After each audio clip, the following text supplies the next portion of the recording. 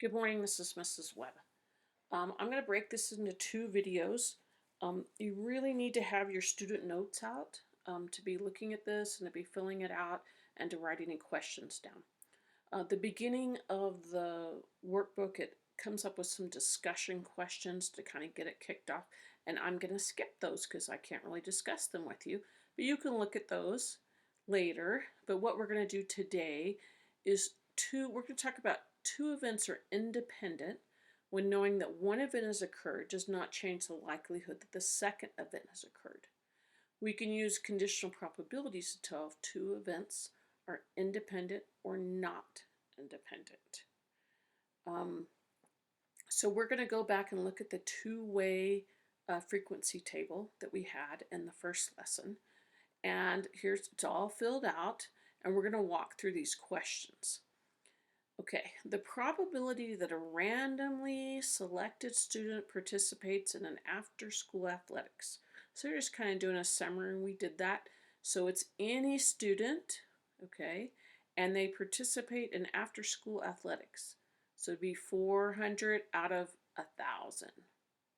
Okay, the probability that a randomly selected student who is female, okay, that means it has to be female up here, participates, be 232 out of 580. The probability that a randomly selected student who is male participates in an after school. So you have to go to male and they participate, be 168 over 420. And what they want you to notice when we do those is the first one, the probability can be calculated and it's based on the entire school population. So it is not a conditional probability. Let me get my pen.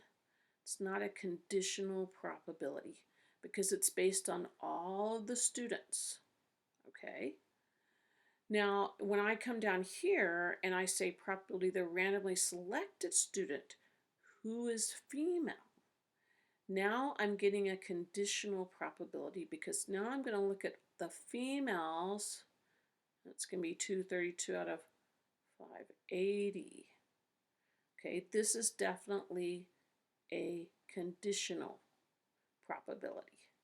Now this one, a probability that a randomly selected student who is male participates in an after-school athletic program, that is definitely a conditional probability, and it's 168 out of 420.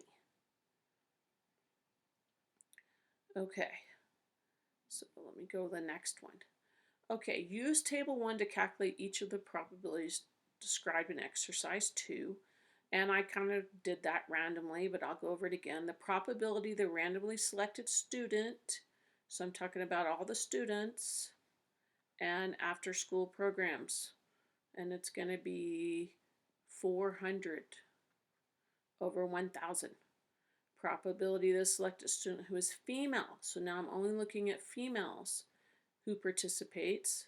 It's going to be 232, but now I'm only looking at females. And if I want to know a male who participates, now I'm only looking at males. So it's 420 is on bottom, and it's 168. And let's see, I think I made that really pretty for you. There we go. This is 40% of all students participate in after-school athletic programs. This says that 40% of female students participate in after-school athletic programs. And look at this. It's the exact same. Even though the numbers are different, look, when I put them in my calculator, I get exactly the same. And it says this means that 40% of male students participate in after-school athletic programs. So would your prediction of whether or not a student participates in after-school athletic programs change if you knew the gender of the student? Well, I would say no, it doesn't matter if it's male or female, it's always 40%. She's female, she got a 40% chance she'll participate. Male, 40% chance. Okay, so they're trying to let you know two events are independent if knowing that one event has occurred does not change the probability that the other event has occurred. Okay, so your first event, the event has randomly selected the student is female. The S, the event that a randomly selected student participates in after-school athletic program. Events F and S would be independent if the probability that a randomly selected student participates in an athletic program is equal to the probability that a randomly selected student who's female participates. If this was the case, knowing that a randomly selected student is female does not change the probability that the selected student participates. Then F and S would be independent. So it's a little bit different than what we normally think of when we think of independent. But can you see if we use our conditional probabilities to determine if two events are independent?